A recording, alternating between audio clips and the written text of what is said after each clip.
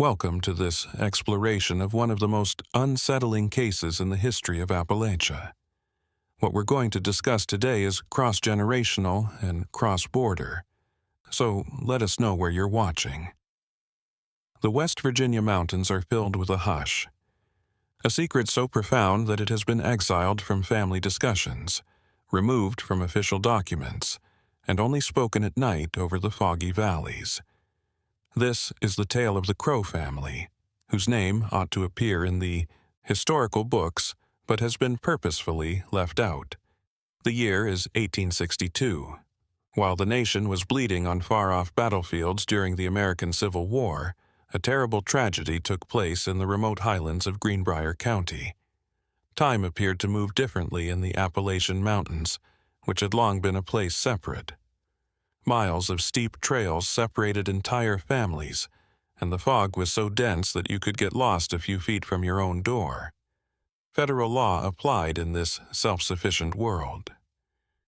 Communities had their own norms and were rarely reached. For more than 30 years, the Crowe family had been rooted in that area. Despite their lack of riches, they possessed a sizable portion of land in the lush Greenbrier River Valley, which is encircled by thick oak and pine forests. Although few people are aware of what actually transpired there, the Crowe property was situated in an area known locally as Hollow Creek, a term that still shows on historical maps. The main residence was a sturdy two-story building made of stone and wood, featuring a deep cellar cut into the rock in the mountains. It was surrounded by huts for seasonal workers, a small forge, and barns. The father, Silas Crowe, was about 2 meters tall, with dark hair that was usually combed back and unsettling gray eyes that seemed to cut through others. In 1862, at the age of 48, Silas was in charge of not just his family but also the entire valley population. His meager wealth had been amassed through the lumber industry and, according to some historical accounts, high-interest loans to struggling farmers. Out of dread, he was respected even though he was not loved. His neighbors characterized him as a stifling presence, a shadow that stretched well beyond his actual size. Margaret Crowe, Silas's wife, was an unidentified woman. Her maiden name and place of origin are not mentioned in any documents before 1830, although county records indicate she first appeared in the area around that time. Her hair was golden and nearly white, and she always wore it in a braid. She was tall and skinny. Margaret didn't say much, and when she did, her accent was impossible to understand. Identify. Some claimed it was European, either Dutch or German. Some said that she was from much farther away. Everyone agreed that her eyes had a peculiar quality, an intensity that caused others to turn away. In 1862, the couple had 4 surviving children. Nathaniel, the 27-year-old eldest, had assumed most of the land management responsibilities. With the same menacing height and gray eyes, he was a younger version of his father. Eliza, a 24-year-old who lived alone on the property and was hardly ever spotted in the community. She was locked on the second story of the house for several days, according to neighbors, and at dusk they occasionally heard unusual singing coming from that way. Thomas and Samuel, the 2 youngest sons, were 19 and 21 years old, respectively. Although both contributed to the family business, they were characterized as being especially harsh on the employees and animals. The atmosphere of Greenbrier County had been peculiar since the Civil War. West Virginia just broke away from Virginia to stay in the Union, although regional allegiances were sharply split. Families were split up. The law had all but vanished, and neighbors had turned against one another. Bandits used the disarray to raid remote properties, while deserters from both sides roamed the highlands. The story of the Crowe family started to take a nasty turn in this violent and chaotic setting. Strange tales concerning the Hollow Creek property started to circulate in the summer of 1862.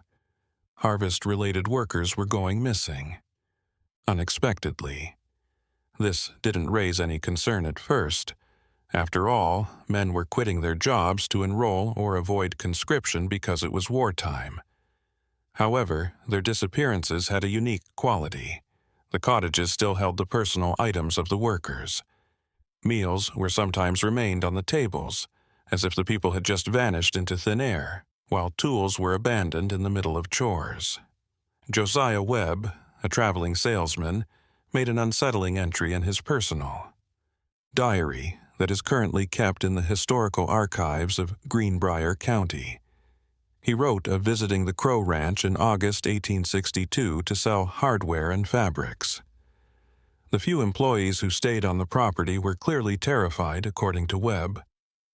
According to reports, one individual, who wished to remain anonymous, muttered that people would disappear into the main house's basement.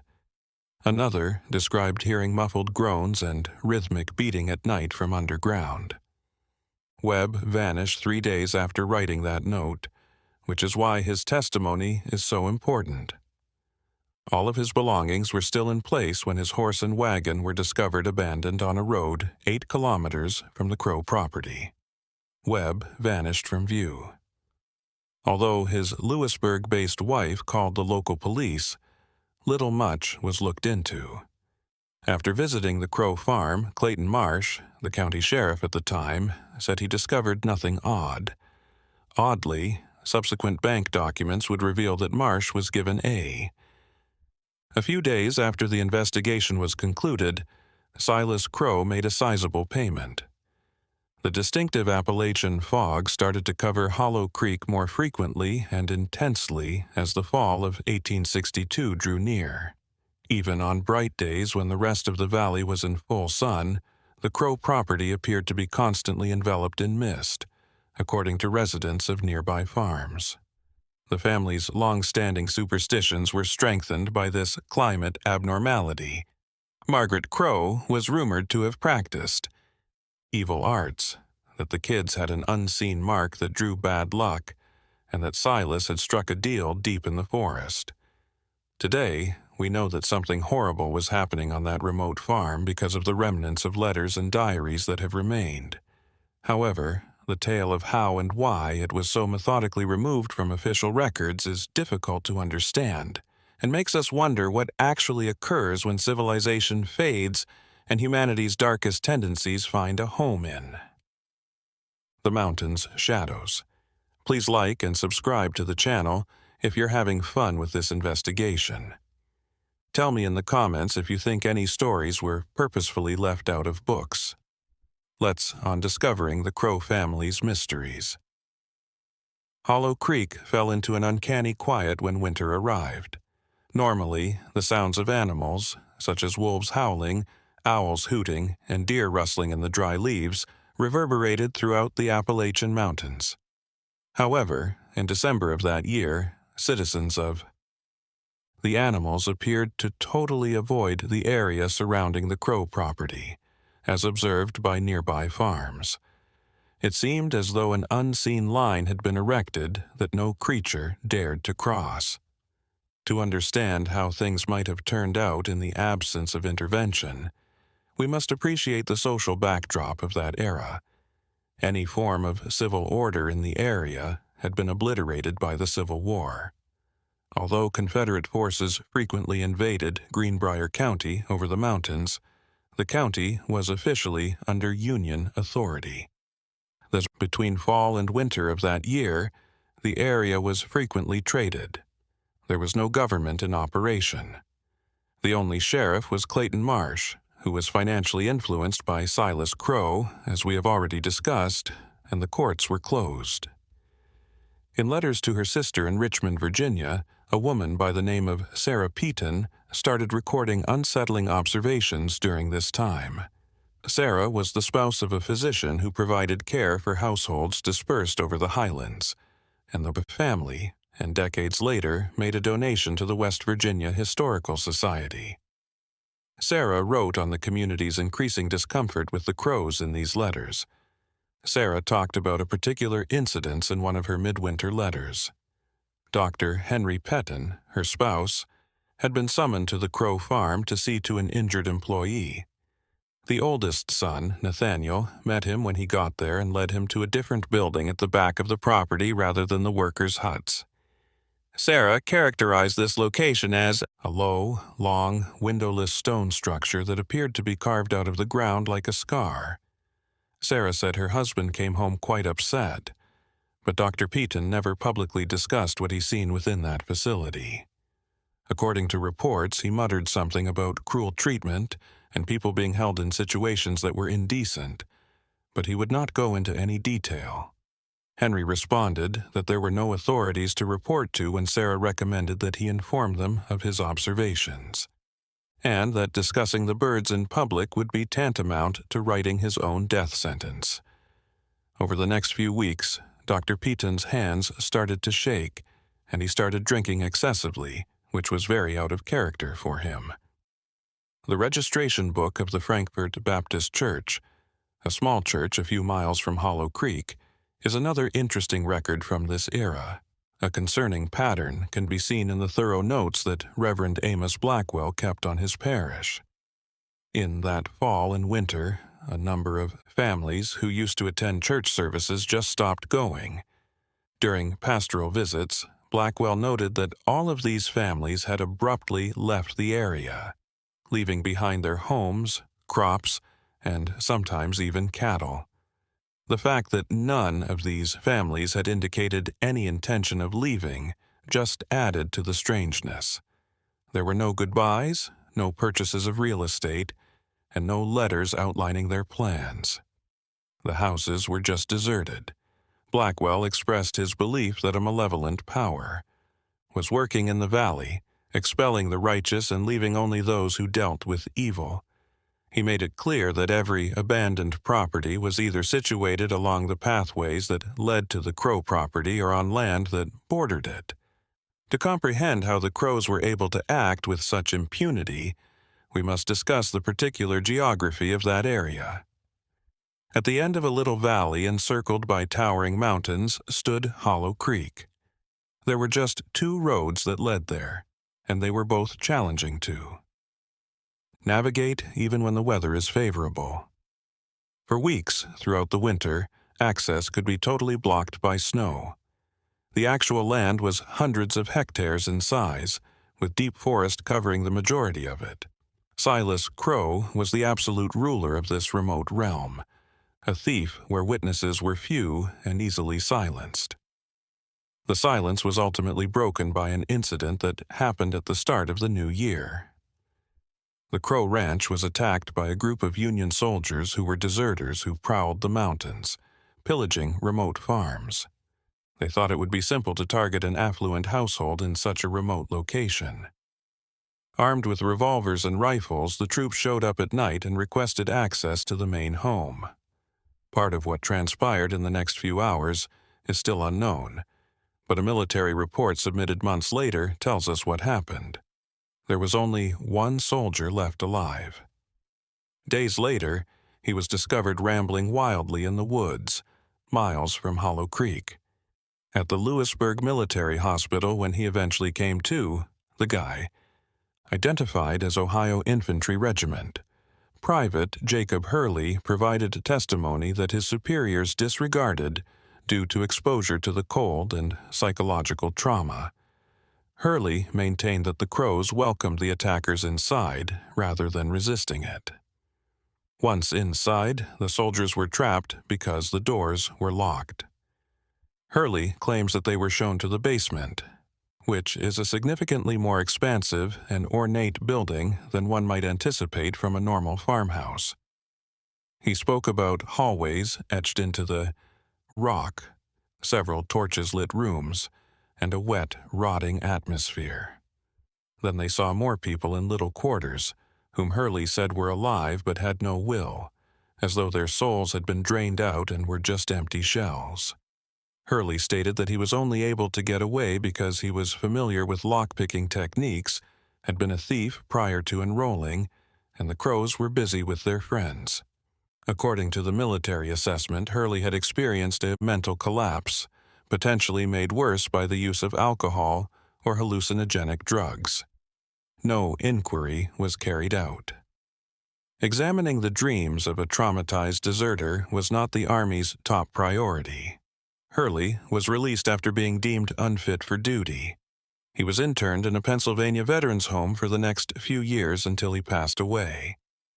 One of his personal items discovered after his passing was a diary in which he had written the identical word hundreds of times on each page. Souls, should be kept in the basement. In the basement, they store souls. The political atmosphere in the area changed in the spring. After gaining a stronger hold on West Virginia, Union forces started attempting to reinstate some kind of civilian administration. Robert Thatcher, a military veteran with no past ties to the local families and a reputation for being uncorruptible, was named the new sheriff for Greenbrier County.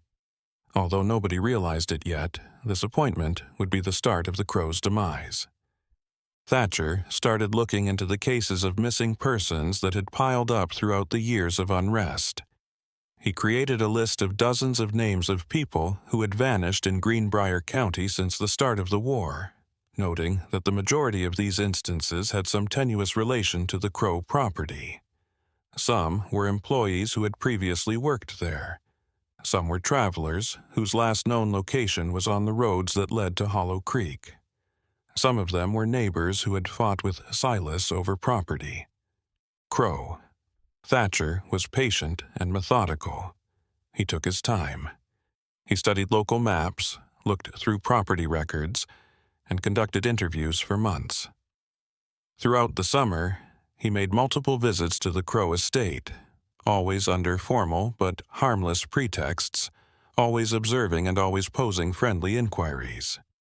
Silas Crowe was treated with icy courtesy during these visits. He never declined to cooperate, but also never offered information. Both sides were aware of what was actually going on in this game of cat and mouse. However, neither might act directly without fear of unforeseen repercussions. The harsh rhythm of life on the Crowe estate persisted while Thatcher carried out her covert probe. Margaret was increasingly restricted to the main house's second level.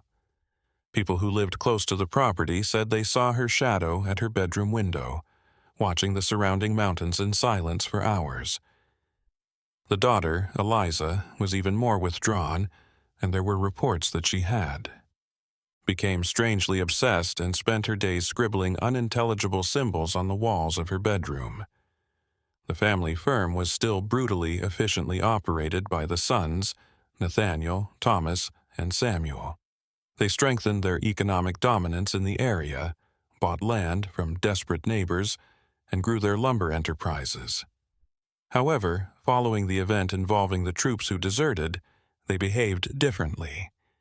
They grew more circumspect and less noticeable in public, seemingly aware that the period of absolute. The days of impunity were ending. Even the birds, with all their haughtiness, were starting to feel the weight of onlookers as Thatcher's shadow hung over them. The Appalachian Mountains experienced an uncommon drought this summer. The valley's once burgeoning streams started to dry up, exposing rocky riverbeds that hadn't seen sunshine in decades. A macabre find would be made during this dry spell, not by way of a formal inquiry, but by chance of nature. About 5 kilometers downstream from the Crowe's land, a farmer by the name of Edmund Walsh noticed something odd in his well. The water, which had always been glistening clear, started to smell bad. When Walsh proceeded to the bottom of the well to investigate, he found that the water table had fallen so low that it now revealed a natural opening in the rock that appeared to lead to a network of caverns beneath the surface. The odor emerged from this crevice and anything even more unsettling. Walsh insisted that he heard sounds, distant echoes that sounded nearly human coming from the depths. When Walsh told Robert Thatcher about his discovery, Thatcher saw its possible importance right away. Large networks of limestone caverns, many of which were still unmapped, were a notable feature of the area's geology. A lot may be explained if this underground system was linked to the Crowe property. It might help explain why some people vanished into thin air. It might clarify accounts of noises emanating from underneath ground. It might be the reason why no suspicious items were found during surface searches of the property. Thatcher started looking through old geological charts and speaking with locals who were familiar with the local caverns. Virgil Mason, a veteran hunter, was one man in particular who supplied important information. Mason knew the underground system better than anyone, having explored many of the local caves in his childhood. He disclosed that the Crowe property had a known cave entrance, a large, concealed cavern. On the north side of the property, close to the forest's edge, behind a thicket of flora and vines. What's more interesting is that Mason said the elder people in the area didn't think much of this cave. Even before the Crowe family arrived there, the area was regarded by earlier generations as cursed and a location where unusual things occurred. There were tales of indigenous peoples avoiding that particular region because they believed it to be home to restless spirits. Mason acknowledged that throughout all of his. Nevertheless, here was a cave he had never completely explored, constantly sensing a heavy presence that caused him to shudder. Equipped with this knowledge, Thatcher required a legitimate excuse to search the Crowe property extensively. He couldn't just raid it on suspicion and rumor. He required a formal complaint or hard proof. A woman who came to Lewisburg at the end of that summer, frail, with ragged clothing and eyes that had witnessed horrific things, was the unexpected source of the opportunity. Her name was Rebecca Hartley. Months before, she had been the spouse of one of the employees who had vanished from the Crowe farm. Rebecca stated that she went to Hollow Creek in search of her husband, and that she was apprehended by the family as a result of her continuous interrogation. The most in-depth and unsettling testimony regarding the Crowe operations up to that moment would be what she told Thatcher during the next few weeks. Rebecca claims that she was housed in a subterranean chamber, not precisely in the main house, but in a system of rooms that were partially built of wood and stone and partially excavated from the natural rock. There were other ways to enter these rooms. Some were located inside the home, some were in buildings outside, and at least one was through the natural cave Mason had indicated. The system was intentionally made to be confusing to anyone who was brought there. Rebecca reported witnessing a dozen or more persons in various states of despair in the subterranean areas. A few seemed to have been confined there for a considerable amount of time, their bodies weakened and their clothing in ruins.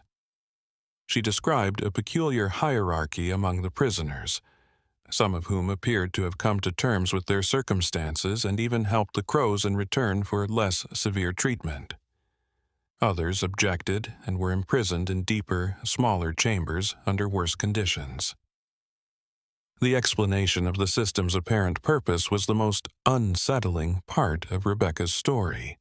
It was more than just holding captives. Something more was present, elaborate on what is happening.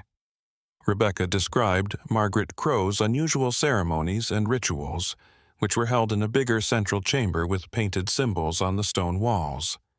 She explained how Silas and the kids gathered in a circle around Margaret while she uttered words in a language Rebecca didn't understand. Rebecca was able to flee during a violent stormy night when the noises of her flight were obscured by thunder and rain. She discovered a side exit that led to the jungle. Tiny passage that needed a significant amount of crawling through natural tunnels.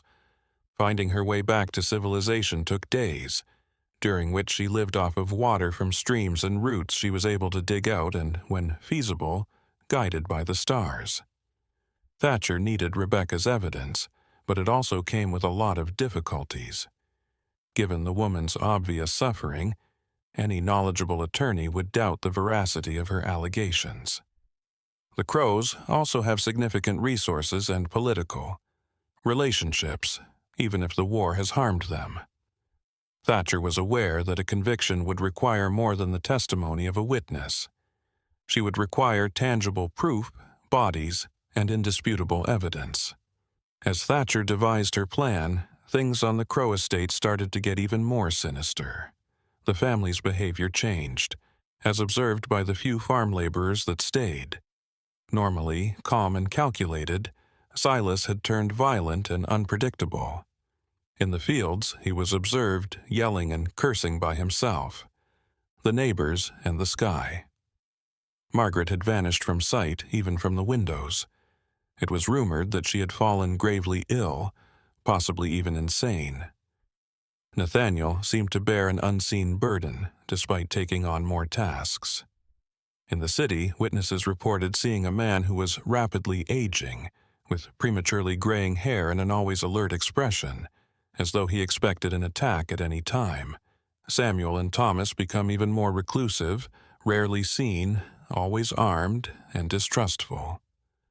The daughter, Eliza, came out of her self-imposed captivity in a spectacular fashion.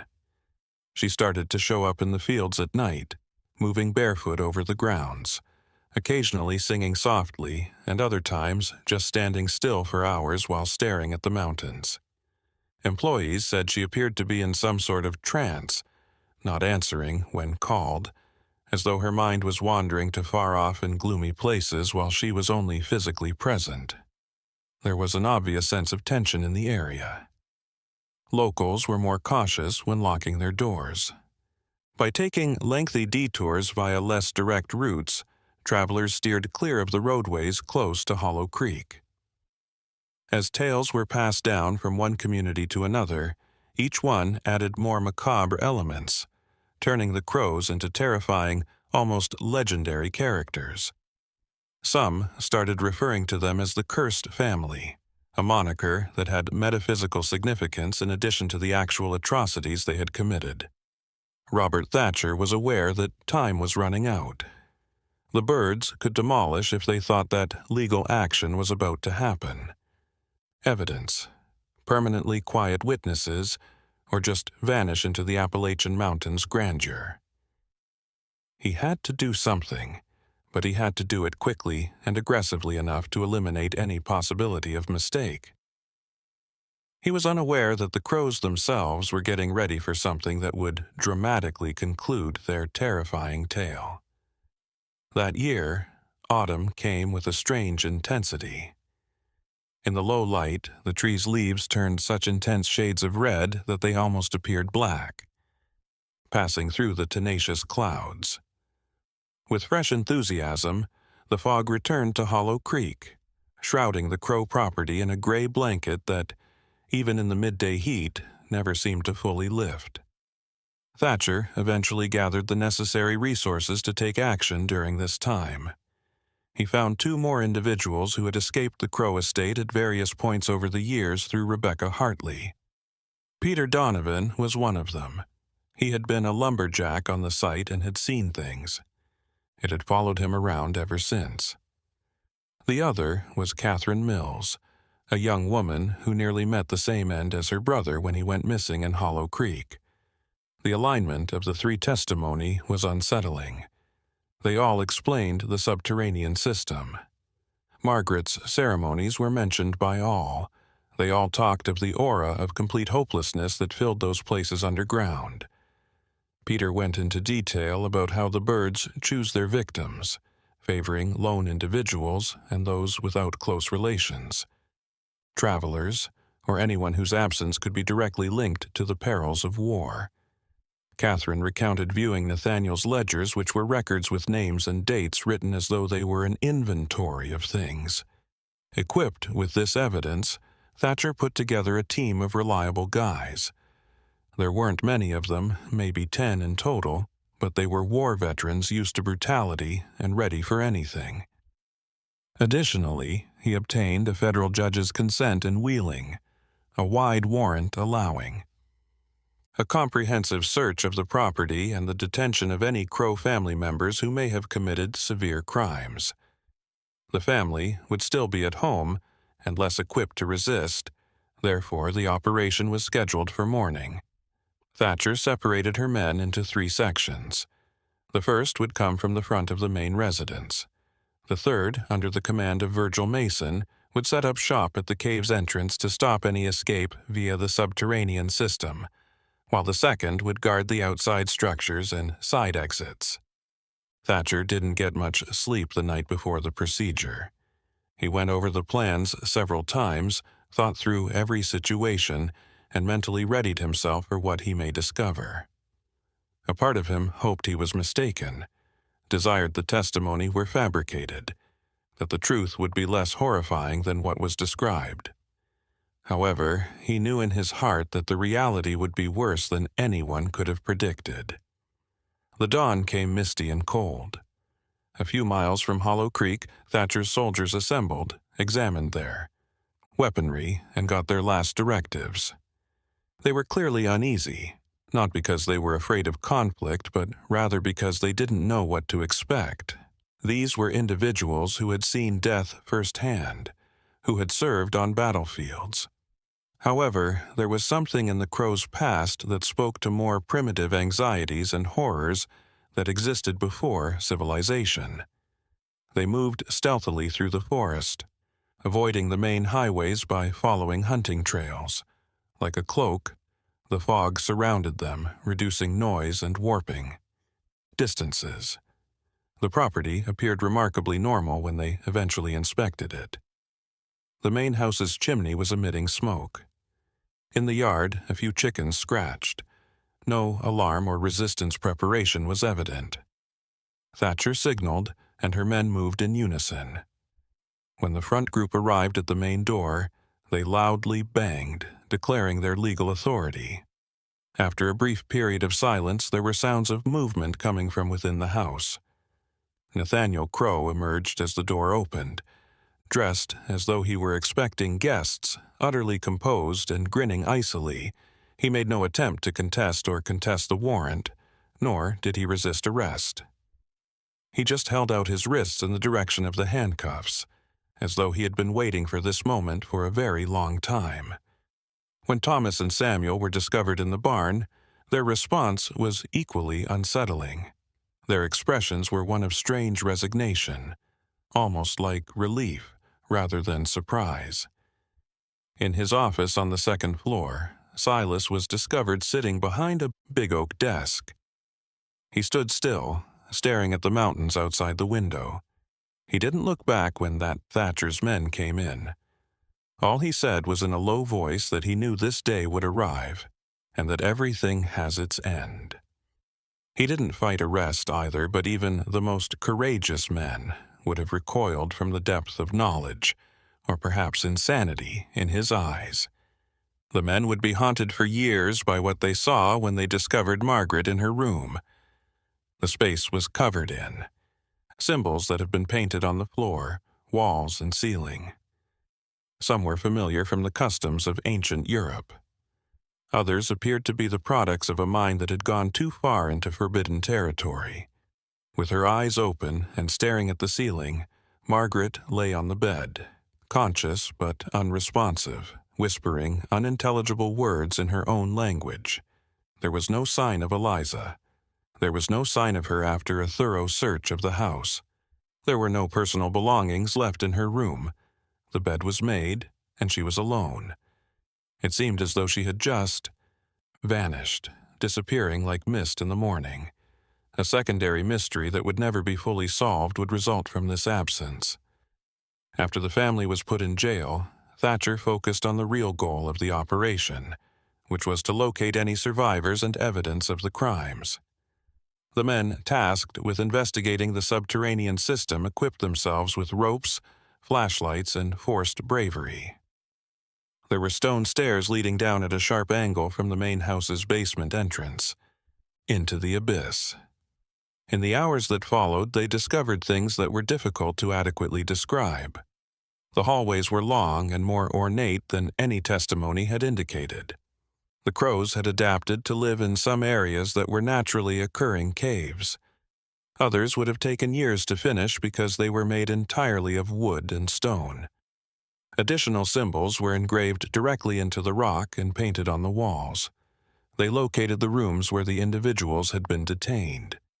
Chains were affixed to the walls, indicating extended occupancy, and abandoned personal property. They discovered a stone altar encircled by concentric circles of symbols in a larger room that appeared to be the focal point of the rituals Rebecca had described. The smell of decay and something else, which the men were unable to identify but which made their skin crawl, permeated the heavy air. What they discovered in the deepest chambers, physical proof of the whereabouts of numerous missing people, was the most unsettling. I won't explain. The specifics here, both due to the nature of what was found and out of respect for the deceased. Let's just say that it solidified Thatcher's worst suspicions and offered unquestionable evidence of the crimes committed by the Crowe family. Remarkably, they also discovered survivors. There were 4 survivors, housed in the most appalling conditions. It would take them months to start regaining any semblance of normalcy because they were so traumatized and weak that they could hardly speak. These individuals were taken out right away and taken for healthcare in Lewisburg. It took 3 days to fully explore the subterranean system. The scope of the Crowe family's crimes became evident with each new chamber found. This had not been the product of impulsive behavior or transient insanity.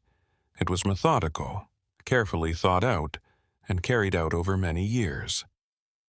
This was verified by Nathaniel's documents discovered in an underground office. He had recorded everything with great care, names, dates, and information that showed a well-organized mind carrying out atrocities, just as effectively as if they were managing a business.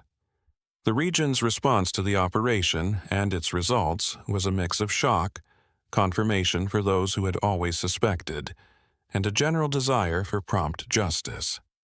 In Lewisburg, crowds started to assemble and demanded that the Crowes be punished right away. To stop lynching attempts, Thatcher had to put guards around the makeshift jail. The tale of the Crowe family has at last been brought to light, but there were still a lot of unsolved questions. What had they done? What did the ceremonies actually serve to accomplish? Eliza had vanished, but where? The question of how long this has been going on is possibly the most unsettling of all. There was a general air of incredulity in the days after the Crowe family's arrest. Even those who had suspected the Crowes for years were faced with a reality that exceeded their expectations when information about the inquiry spread around the community. Worst dreams. Already ravaged by war, Greenbrier County was now afflicted by a deeper wound that reached deeper than any political dispute and touched on something more fundamental and unsettling. On the Hollow Creek farm, Thatcher set up a large-scale enterprise. It proved to be an enormous undertaking to properly document what they had discovered. He hired Augustus Finch, a records officer from Wheeling, whose task it was to painstakingly classify every document, piece of evidence, every aspect of the underground system. Finch was renowned for his almost compulsive attention to detail, yet even he was clearly rattled by what he saw. The records of Nathaniel Crowe were very instructive. They were more than 10 years old, indicating that the family's actions may have started as early as the middle of the preceding decade, well before the conflict. Early recordings were hazy, more cryptic notes than precise descriptions, but as time went on, they grew more specific and self-assured, as though Nathaniel had progressively given up all pretense of caution. These records revealed a picture of a family that thought it was involved in activities that went against accepted morality. There were allusions to antiquated wisdom, customs that Margaret was said to have carried from her enigmatic beginnings, and methods that promised influence and power in ways that were incomprehensible.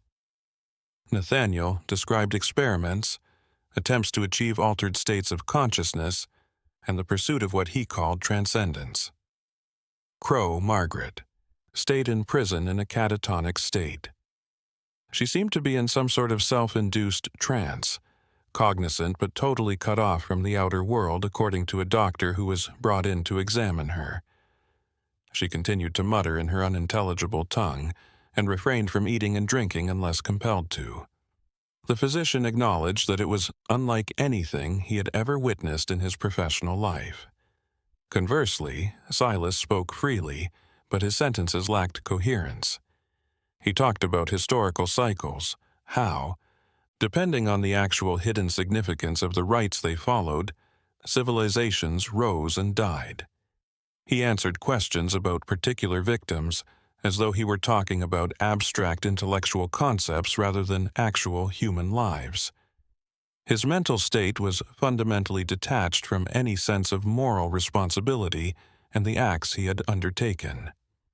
The reason Nathaniel was the most dangerous inmate was because he was the most lucid.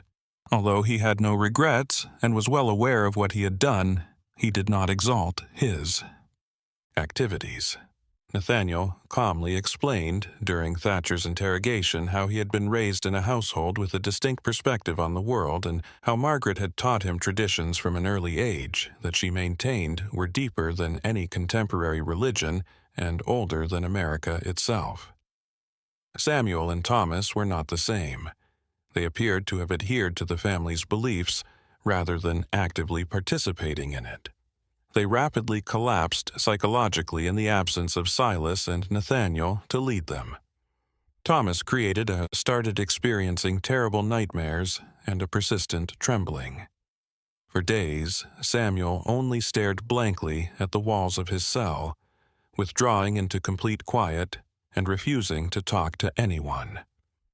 The hunt for Eliza went on in the interim. In pursuit of any leads, search teams combed the property and its environs. At first, it was thought that she had escaped to the mountains, maybe being aware that the family would soon be arrested.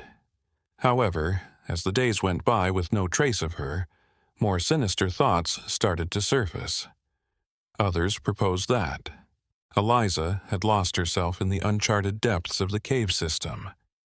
The area's caves were enormous, with tunnels that stretched for kilometers. Some of the tunnels were so small that a human could not fit through them, while others opened into completely black, cathedral-like chambers. Her odds of survival were slim if she had gone in without enough light or knowledge of the passageways. Some others conjectured that Eliza had performed a last rite rather than fled. Notes helped this hypothesis gain traction.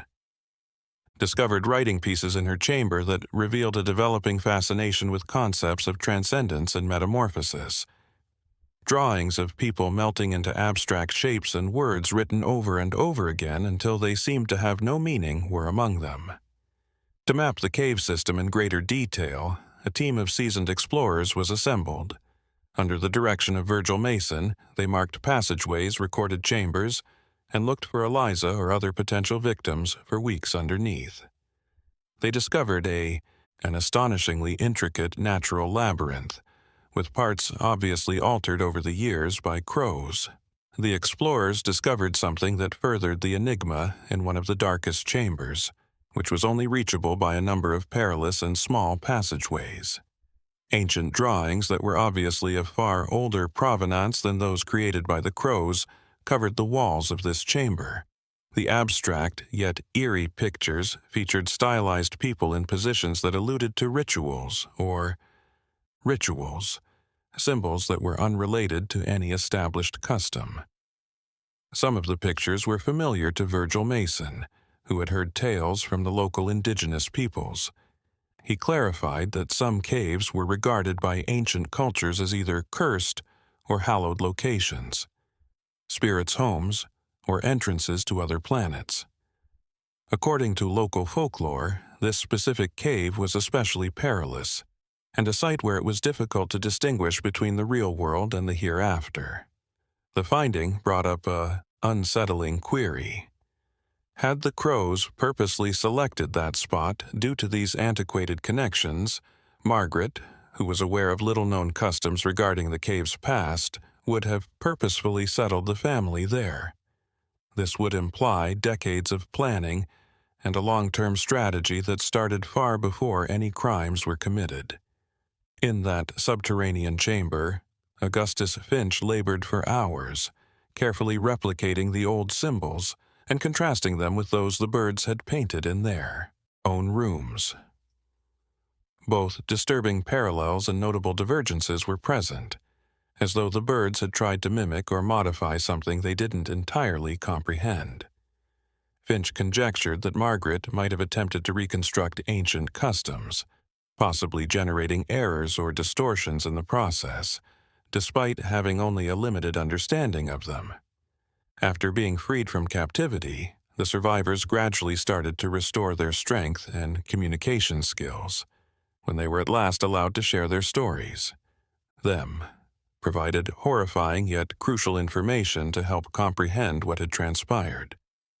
William Chase, a guy who had been imprisoned for about a year, explained that the Crowes appeared to be conducting a perverted study of sorts, testing various techniques and analyzing the outcomes. Chase described how Margaret regularly held rites in the center chamber with the stone altar, always on the new moon.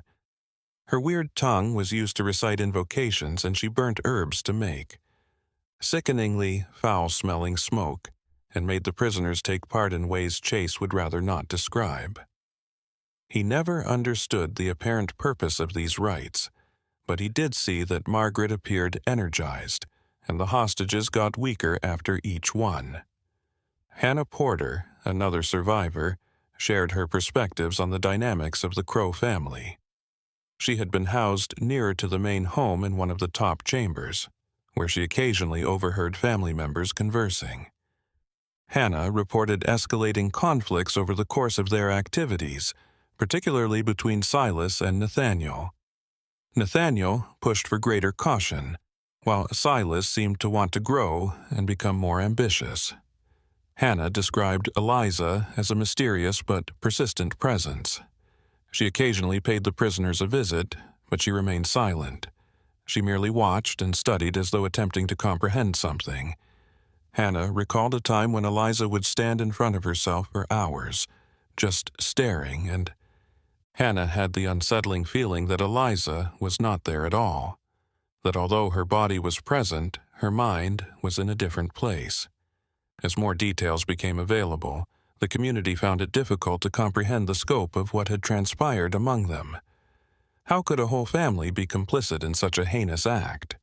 Why hadn't anyone taken notice or taken action earlier? These inquiries encouraged a search for scapegoats and a sense of collective guilt. Despite being publicly confronted, former Sheriff Clayton Marsh passed away. Before he could be officially questioned about his involvement in the Crowes' cover-up, he suffered a heart attack. As fall gave way to winter, everyone in Greenbrier County and beyond turned their attention to the Crowe family trial. Journalists, curious bystanders, and others who just couldn't believe such atrocities could take place on American soil were all drawn to the case as word quickly spread throughout nearby states. Normally a sleepy hamlet, Lewisburg was overrun with tourists, changing its. A few people entered packed areas where discussions concerning the Crowes took over every table and nook. Cornelius Bradford, a seasoned Richmond attorney who had been specifically called upon because of the intricacy and gravity of the charges, was the prosecutor assigned to the case. Bradford was renowned for his attention to detail and skill in simplifying complex matters so that regular juries could comprehend them. Early in November, he arrived in Lewisburg and met with Thatcher right away to go over all the evidence gathered. Bradford engaged himself in records, eyewitness accounts, and first-hand accounts of the subterranean system for weeks. He physically went to the Hollow Creek property, went down into the deep chambers, and witnessed firsthand what had been made there. He was quite pale when he came out, and he told Thatcher that in all the decades he had worked, he had never come across something that so profoundly affected his beliefs about human nature. The Crowes' defense offered a special. Difficulties. At first, no local attorney would take on their case due to social anxiety as well as personal dislike. In the end, a Charleston attorney by the name of Edmund Price took the case because he firmly believed that every accused person had the right to a strong defense, not because he felt sorry for the accused. Price was a slender, austere man with strict ideals who was known for being intelligent yet challenging. Price soon saw that a conventional defense would not work. The testimony was too consistent, the physical evidence was overwhelming, and Nathaniel's record was essentially a written confession. The only thing he could do would be to claim insanity, to attempt to prove that the Crowe family's collective illusions prevented them from being held legally accountable for their deeds. Price gathered specialists from as far away as Boston and Philadelphia to support this claim, including mental health specialists, researchers of abnormal human behavior even, a comparative religions professor who may provide testimony regarding the type of rituals Margaret performed. In an effort to create psychological profiles that would explain the unexplained, these specialists spent hours interviewing every member of the Crowe family. Margaret was examined for 3 days by famous Boston alienist Dr. Ambrose Whitfield. She continued to be catatonic, but Whitfield examined her sporadic movements, tried to figure out the language she spoke, and noticed patterns in her utterances. He came to the conclusion that he had never before recorded Margaret's psychiatric state, which appeared to go beyond the accepted definitions of insanity. He hypothesized in his report that she had put herself in a persistent dissociative state, possibly as a way to avoid facing the consequences of her actions. Silas was diagnosed with what Whitfield referred to as messianic megalomania, an unyielding belief that he was destined to accomplish greatness using methods that the general public could not understand. Silas sincerely thought that he was accessing basic truths about human existence and that his acts had a greater purpose. In his warped thinking there was nothing to regret. Thus, there was no sorrow. The most complicated argument was made by Nathaniel. He was obviously sane in the traditional sense, able to reason logically, plan and carry out intricate tasks, and comprehend the repercussions of his actions. However, Whitfield was extremely unsettled by the coldness and total lack of empathy in his mind. Nathaniel observed further. Individuals as things, instruments to accomplish particular goals. Margaret and Silas had formed him since he was a little child, and he was brought up in a worldview so profoundly abnormal that traditional morality just did not exist in his mental cosmos. According to their diagnoses, Thomas and Samuel were dependent individuals who had been totally influenced by their families. They fell apart without the framework that Silas and Nathaniel had given them. Whitfield thought that their involvement in the acts was due to their incapacity, rather than their personal convictions. Oppose or even imagine opposing family authority. Eliza's search eventually produced results as legal preparations advanced. A team of hunters discovered evidence of her existence at an abandoned cottage located about 20 kilometers from Hollow Creek, deep in the mountains, but not in the way anyone had anticipated. When they arrived, the cabin was deserted, but there were obvious indications of recent habitation. Partially devoured food, still warm ashes in the fireplace, and additional drawings and symbols on the walls. The sign's in! The cabins on the Crowe property were not like this one.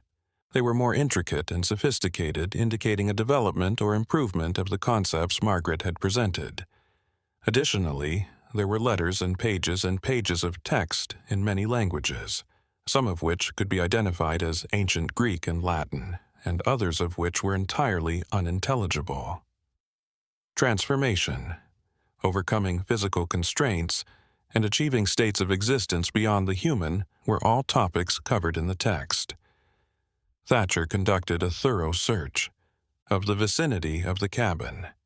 Teams searched over kilometers of forest, traced ancient paths, and discovered secret valleys and ravines, but Eliza appeared to have disappeared like smoke. Some speculated that she had died in the forest, either from animals or the cold.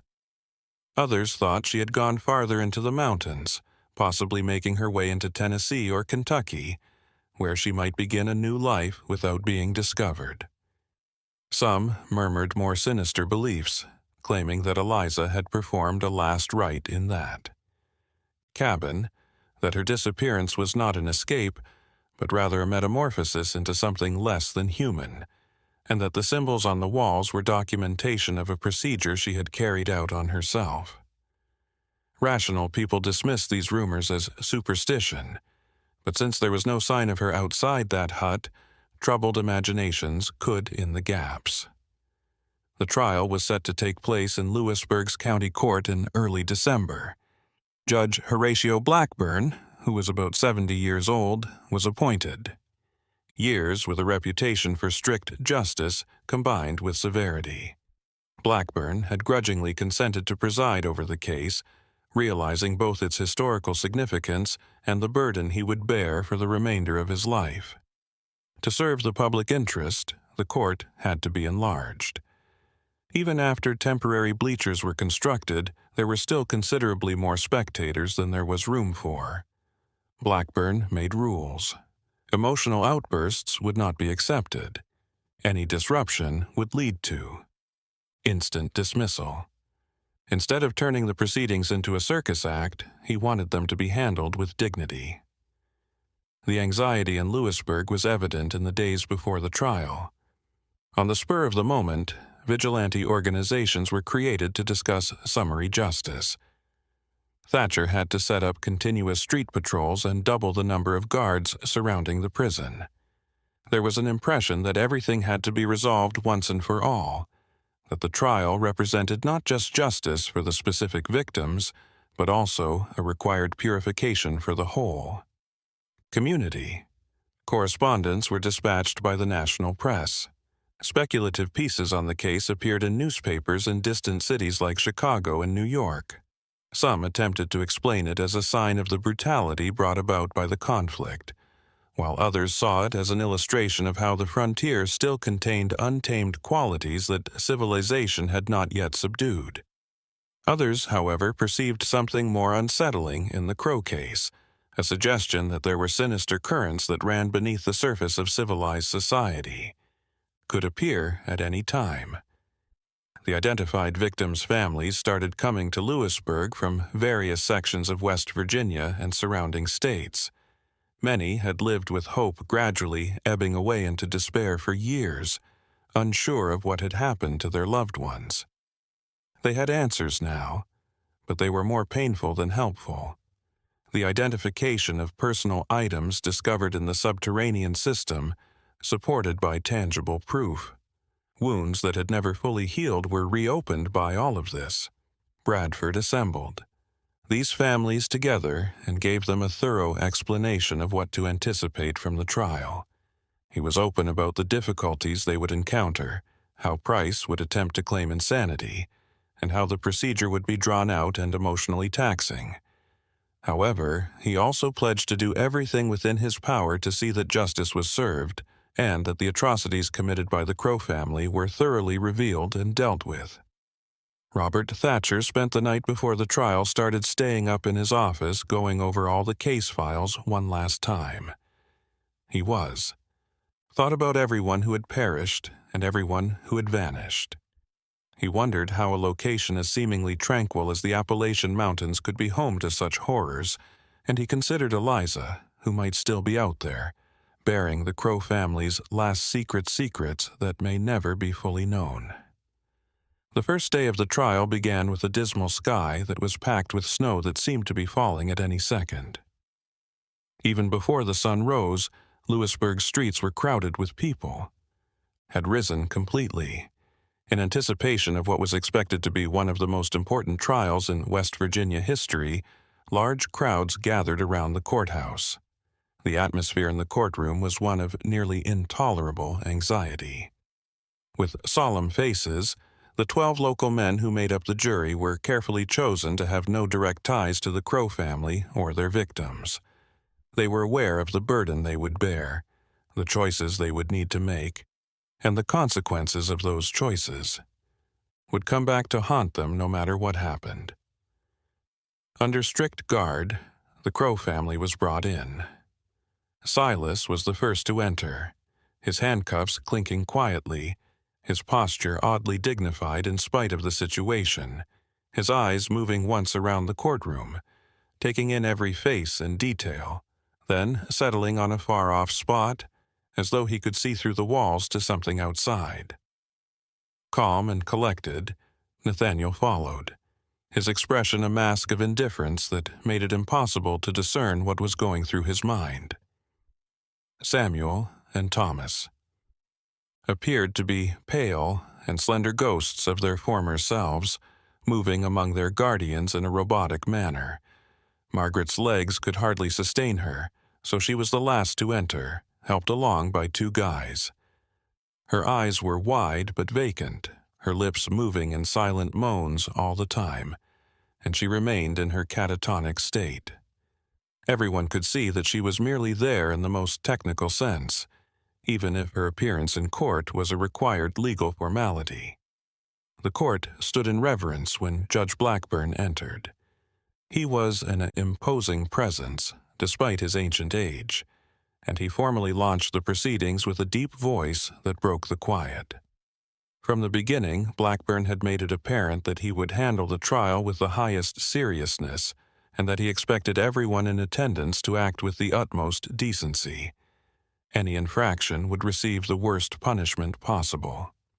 Cornelius Bradford's first remarks were delivered in a calm, collected tone. He avoided using theatrical language or inflated emotions. Rather, he systematically described the crime's timeline, the type of evidence that would be offered, and what the prosecution would prove. He took a purposefully clinical approach, letting the evidence do the talking so the jury might understand the seriousness of what had happened without feeling pressured. Bradford explained how he would show tangible evidence gathered from the underground, handwritten records by Nathaniel Crowe, physical documentation of the crimes, and statements from survivors. System. He clarified that the case would rely on solid, unquestionable proof rather than conjecture or conjecture. He claimed that although the Crowe family had been operating with impunity for years, the truth had finally come to light and required justice to act appropriately. Edmund Price approached his introductory remarks with the demeanor of a man carrying a burden that he had accepted on principle but had not chosen. He admitted right away that the Crowe family's actions were abhorrent, that the proof was meaningful, and that no effort would be made to refute the fundamental truth of what had transpired. He clarified that his defense would focus on the issue of mental responsibility rather than refuting the conduct. Price maintained that the Crowe family's collective delusions were so severe that they had obliterated their moral sense. According to him, Margaret was the main culprit for the introduction of illogical ideas that eventually engulfed the whole family and produced a different reality where typically unimaginable acts appeared to be both essential and acceptable. In order to prove that the Crowes were not legally sane at the time of the crimes, Price pledged to provide testimony from medical professionals. Rebecca Hartley, the lady who had fled and whose story had first warned that, provided the first significant witness. Given the trauma she had endured, Rebecca handled the diss with incredible dignity. As she narrated her narrative, her voice began to falter, but eventually became stronger. She talked about her hunt for her husband, the days she spent in the underground rooms, and her capture during interrogation on the Crowe estate. Rebecca described the confined circumstances, the near-complete darkness when the torches were not lighted, the damp chill that soaked into the bones, the incessant sounds of dripping water, and distant motions that might have been humans or simply echoes. She talked of Margaret's rituals, the terrifying atmosphere that surrounded everything, and how some prisoners finally appeared to completely give up on resistance and hope. Price attempted to imply during cross-examination that Rebecca's memories might have been Clear's throat, warped by trauma, that she might have misunderstood what she had witnessed in the confusion and darkness. Rebecca, however, didn't waver. Her details were consistent, her confidence unshakable. Several members of the jury shed tears when she stepped down from the stage. Next to testify was Peter Donovan, who offered the viewpoint of someone who had. Eventually came to the realization that something was seriously off while working with the Crowes. He explained the ambiance on the property, how employees vanished without anyone questioning it, and how there were unwritten guidelines regarding what locations to stay away from and what things to never ask. Peter clarified that he had made several attempts to quit his work, but the Crowes had always managed to keep him there by using false debts or covert threats. In his testimony, Peter also described the night he attempted to flee but was apprehended. He was brought to the underground system as a protest rather than a form of instant punishment.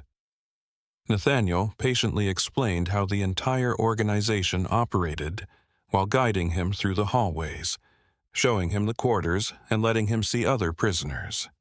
It served as a means of weakening his resolve and demonstrating to him the futility of resistance. The only reason Peter survived was because he was able to persuade Nathaniel that he would be more productive working above ground while keeping a normal appearance. Catherine Mills gave yet another heartbreaking account, concentrating especially on Eliza. Eliza often visited Catherine, who had been detained for weeks in one of the higher chambers. Not because Eliza was cruel, but rather because she appeared to be examining the prisoners out of a remote scientific interest. Catherine said these visits were extremely unsettling. Eliza posed odd queries about fears, dreams, and the emotions people experienced when they lost hope. Eliza appeared to be going through a personal metamorphosis, as Catherine saw. She occasionally mentioned transcending human, restrictions on reaching states of awareness that the majority of people would never encounter. Her comments had a frantic quality, an intensity that implied she was on the verge of a revelation or conclusion. Catherine wasn't shocked when she eventually managed to get away, and Eliza vanished shortly after. She had always got the impression that Eliza was moving in the direction of something, a goal she had personally selected. Over the course of several days, the survivors' testimonials added layers of detail to the already bleak picture. Margaret's rights were more precisely detailed by William Chase, albeit with evident discomfort. Hannah Porter talked about the conflicts between Silas and Nathaniel, the family relationships she had seen, and Thomas and Samuel's function as executors of other people's desires. Bradford then started presenting tangible proof, bringing to court objects discovered in the underground system, each of which was described and catalogued. Paperwork and data, the missing victim's personal possessions, and the equipment needed to construct and maintain the chambers, the majority of. Bradford's presentation of Nathaniel's logbooks had a significant impact. Regarding these papers, Augustus Finch was asked to testify. He had devoted weeks to figuring out Nathaniel's handwriting, arranging the entries in chronological order, and matching names to people who were missing. Finch read a few passages out loud, his formal tone breaking at times when the material got really upsetting. The documents were produced with the same level of care and attention to detail as those used to report scientific studies. In addition to names and dates, Nathaniel had noted behavioral patterns, responses to various circumstances, and changes over time. There were observations on Margaret's rituals, hypotheses regarding their goals, and evaluations of their achievements and shortcomings. It was the thoughts of someone who saw the individuals he was writing about only as objects of research and was totally disengaged from their humanity. There have to be many breaks in the courtroom. It was evident that some jurors found it difficult to comprehend what they were. Listening. In the gallery, victims' families sobbed uncontrollably. Even Judge Blackburn, who upheld strict order, appeared to be becoming older every day as the case's weight left new lines of concern on his face. Price brought in Dr. Whitfield and other medical specialists to start his defense.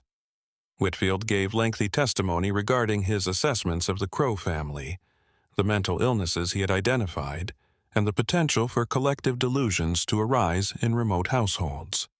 He maintained that Margaret had constructed a private religion that was so detached from reality that its adherents were unable to act morally in accordance with the social norms.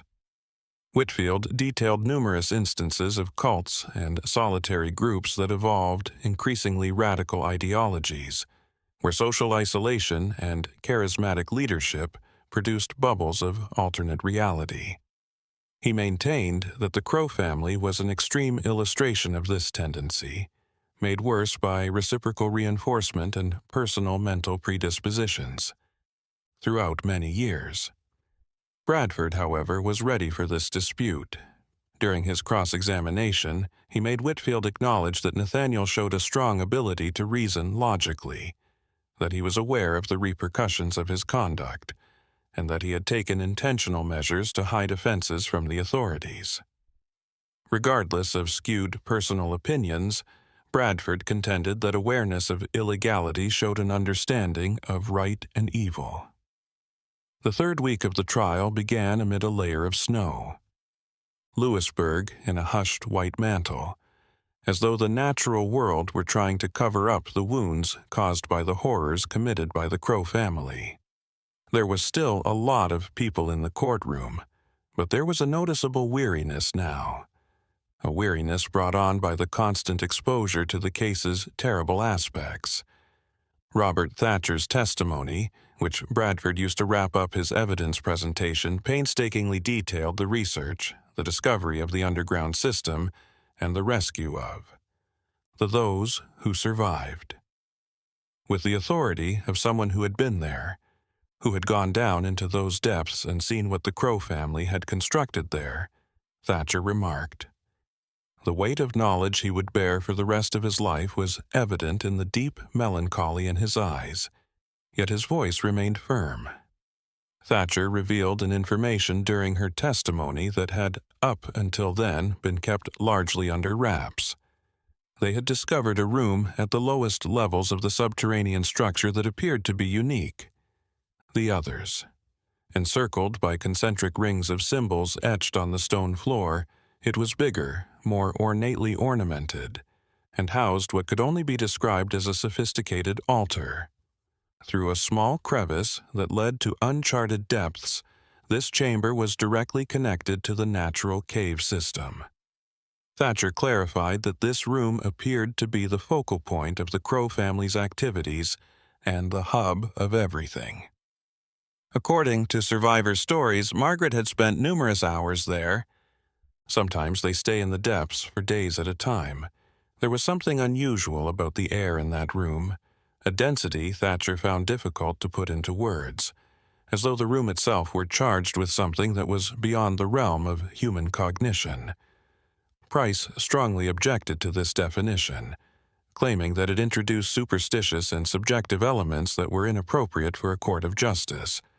Blackburn partially upheld the objection, directing the jury to take into account only factual facts regarding the chamber rather than subjective opinions about its atmosphere, but the harm, if it could be referred to as such, had already been done.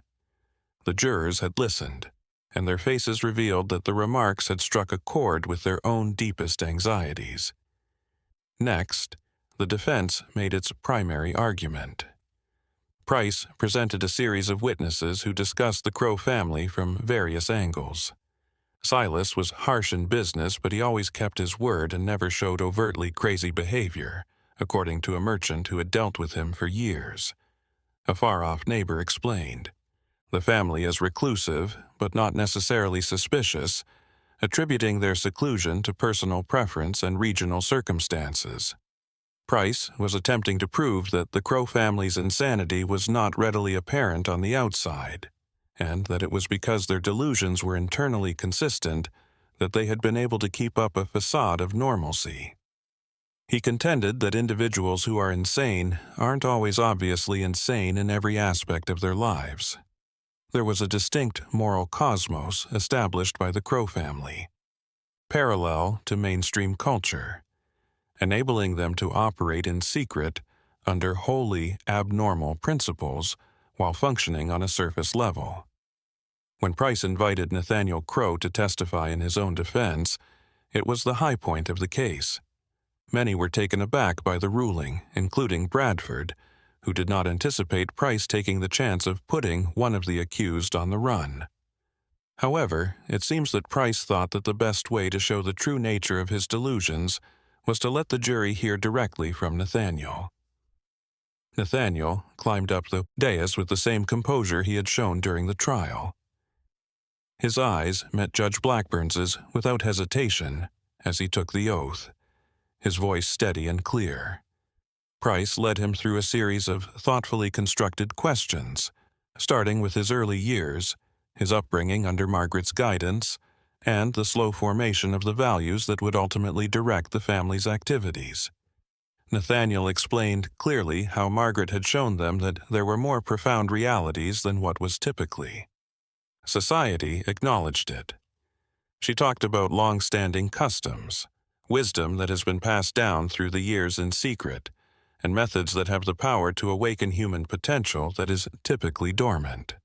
Nathaniel and his siblings had been brought up to view the world through this skewed perspective from an early age, where conventional morality was just the ignorance of the unenlightened.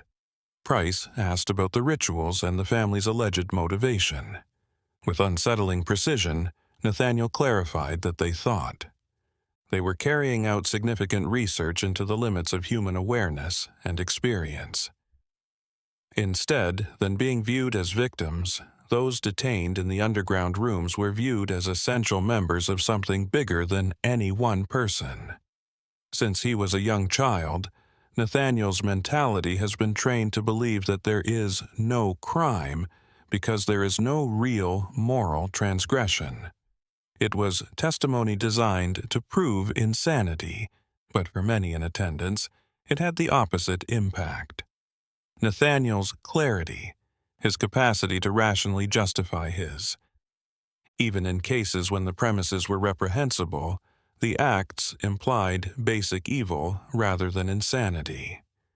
The jury appeared to be learning that it was conceivable to be both utterly normal and horribly immoral. Bradford understood the chance Price had presented him with. He painstakingly led Nathaniel through questions throughout his cross-examination that exposed his knowledge of the law, his comprehension that society would view his conduct as criminal, and the steps he had taken to hide evidence and mislead authorities. Nathaniel gave truthful answers without making an effort to refute them, but each response merely served to confirm that he was well aware of what he was doing and had made the decision to proceed. When Bradford asked Nathaniel about individual victims, he was forced to admit that they were actual individuals with families, lives, and dreams. Although Nathaniel acknowledged that he was aware of this, he maintained that these factors were subordinate to the main goal within the framework of beliefs that guided his actions. Bradford then posed the essential query. If Nathaniel thought, why conceal his acts when the legislation was wrong? If he genuinely thought his route was righteous, why didn't he act honestly? For the first time, Nathaniel paused. It was a fissure in the facade of unwavering conviction, a contradiction in his logic. Bradford pressured him till he finally acknowledged that he realized society wouldn't comprehend that there would be repercussions.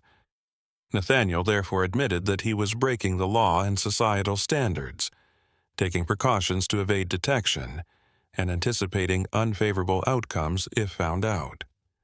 How did this happen? Are they different from any ordinary criminal who merely choose to disregard the law out of self-interest? As Nathaniel strained to answer, the courtroom became silent.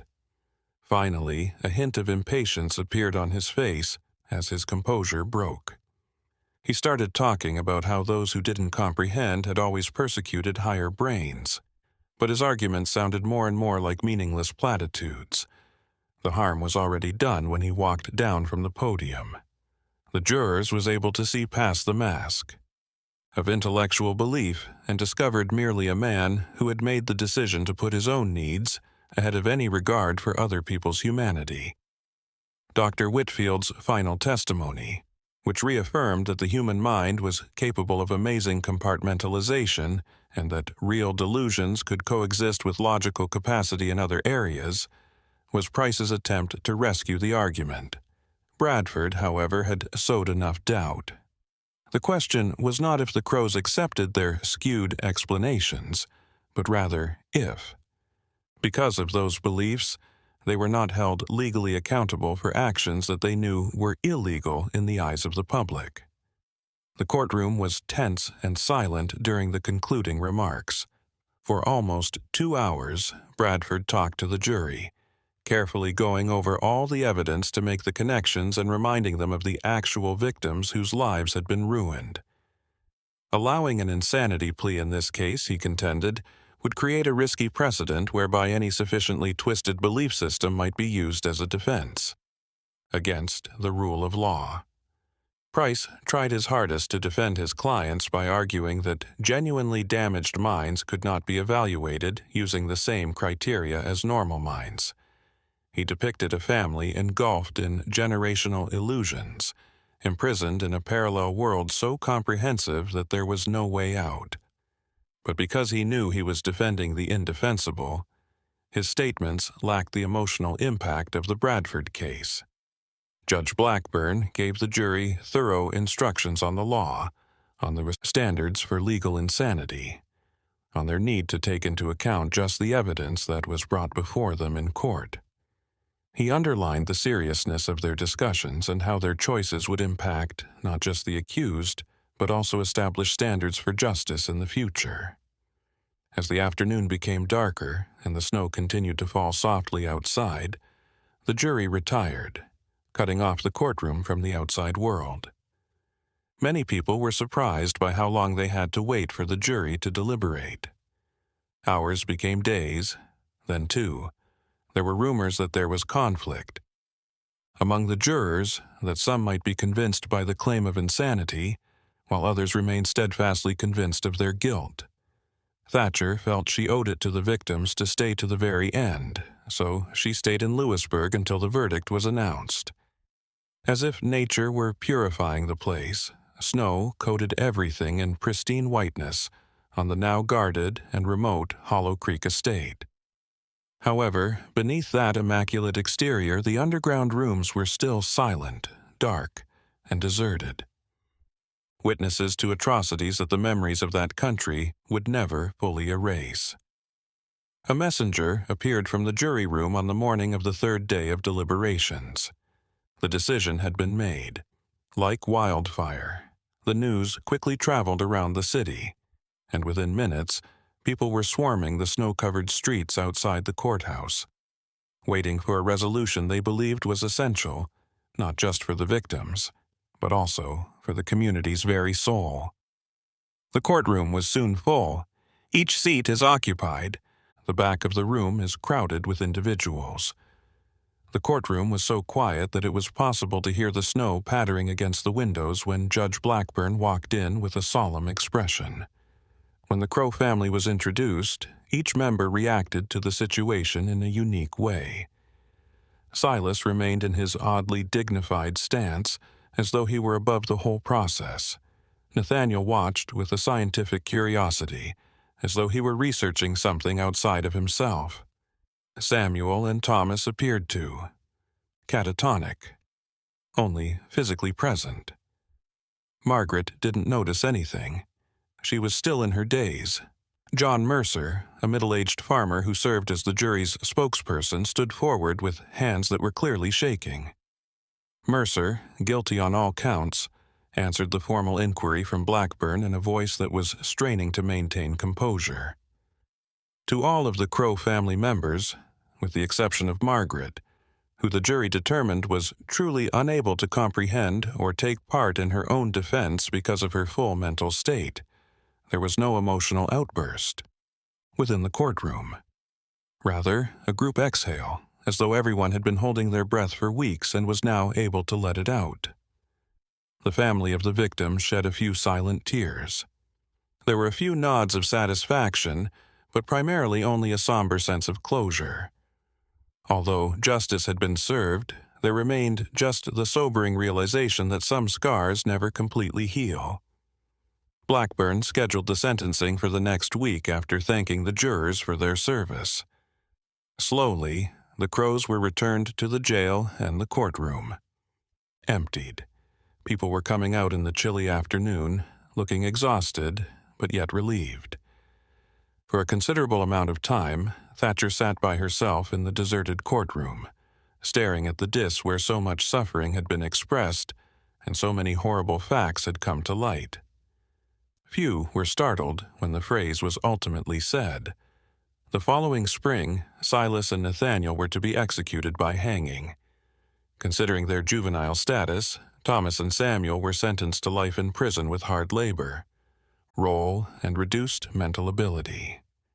After being admitted to an asylum for the crazy, Margaret would live out the remainder of her days engrossed in her unbreakable inner world. Life in Lewisburg and Greenbrier County eventually restored to some semblance of normalcy in the months that followed the trial. The Hollow Creek land was seized by the state, and there were contentious discussions about what to do with it, despite the fact that it was a regular sea permanently marked by what had been discovered. Some claimed that it ought to be burned and totally destroyed. To the earth and the explosives sealed underground vaults. Others said it ought to be kept as proof, a sobering warning of what may occur if people strayed so far from their moral compass. Ultimately, a compromise was achieved. They dismantled the main house. Its stones and timbers were dispersed. The underground chambers were merely sealed, their entrances closed with stone and concrete, leaving them as quiet tombs of the atrocities that had taken place inside, while the exterior buildings were burnt. The land was put up for public auction, but nobody in the area wanted to purchase it. It was eventually purchased by an investor from a different state for a pitiful sum, but the land was never developed and remained undeveloped. On a soggy April morning, Silas and Nathaniel were put to death.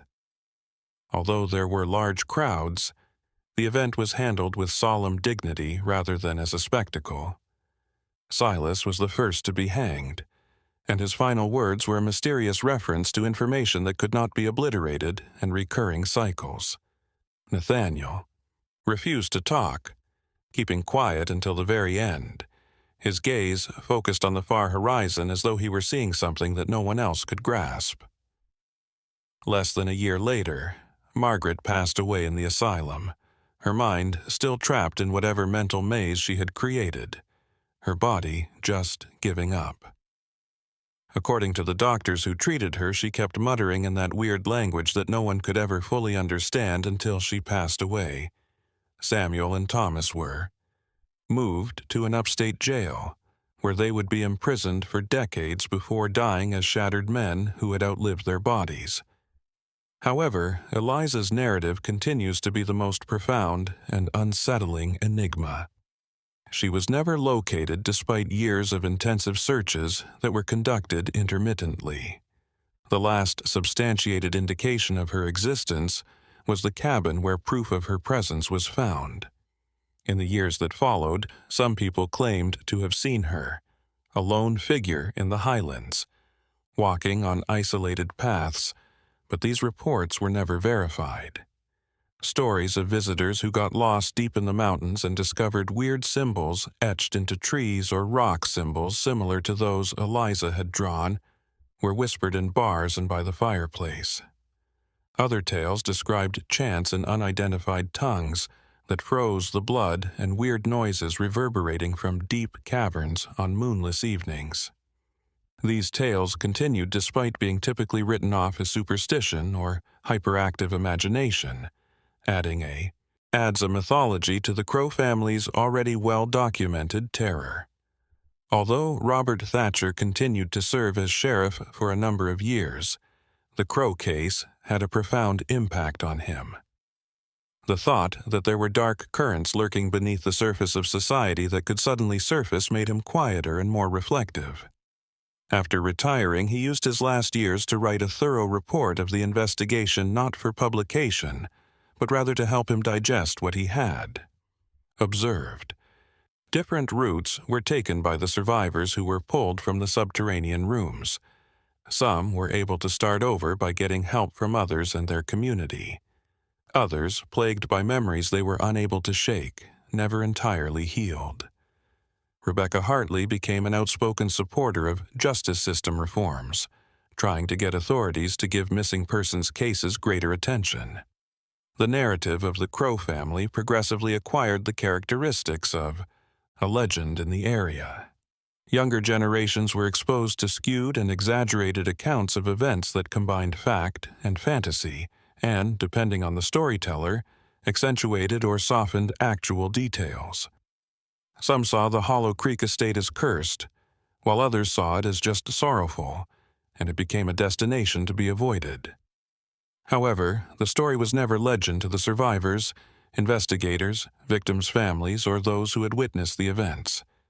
It served as a perpetual reminder of humanity's suffering, a living memory, and both the ability to be evil and the ability to withstand it. The official trial records, which were painstaking recordings of crimes that were difficult to understand but required acknowledgement and memory, were kept. One of the worst periods in Appalachian history is still the Crowe family's story. A warning that, even in civilized societies, isolated communities and twisted ideologies may produce horrific pockets. It tells the tale of how toxic ideas may engulf entire families and how authorities might fail to safeguard the weak, about how communities need to be on the lookout for people who work in the shadows. However, it is also a tale of justice ultimately triumphing, of survivors mustering the bravery to testify, and of common people like Robert Thatcher refusing to believe that crimes can go unpunished forever. It demonstrates the value of paying attention when people go missing, looking into patterns when they exist, and never thinking that what occurs in isolated locations behind closed doors is out of anyone's control. Social accountability. The Crowe family curse has nothing to do with forbidden old knowledge or otherworldly forces.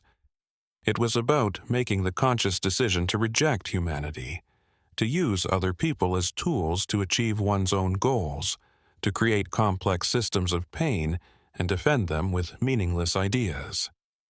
The story's real moral is that, regardless of how cleverly they are concealed, such decisions always leave traces, always result in victims who finally find a voice, and always produce consequences. Now, when you go to the location where Hollow Creek used to be, you'll see that the land is being reclaimed by forest.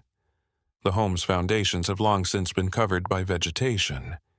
Decades of soil and plants have concealed the locked openings to the underground rooms. However, the narrative is still maintained in eyewitness reports, archival records, and the collective memory of a community that overcame its greatest challenges. It is a tale that was excluded from history texts due to communal behavior rather than a conspiracy. Horror at what it showed about humanity's capacity for cruelty, guilt, and a need to forget. However, tales such as this must not be forgotten. To be able to spot warning signs when they reappear, we need to recall, study, and comprehend them, in order to properly safeguard the weak. Order to create communities in which such atrocities are progressively rendered unthinkable. If you've been affected by this trip through one of the most unsettling cases in Appalachian history, sign up for the outlet for more enigmatic and sinister tales that should be revealed but have been forgotten throughout time. Please contribute your ideas about how cultures might stop these tragedies from happening in the comments section so that others can take note of these terrible occurrences.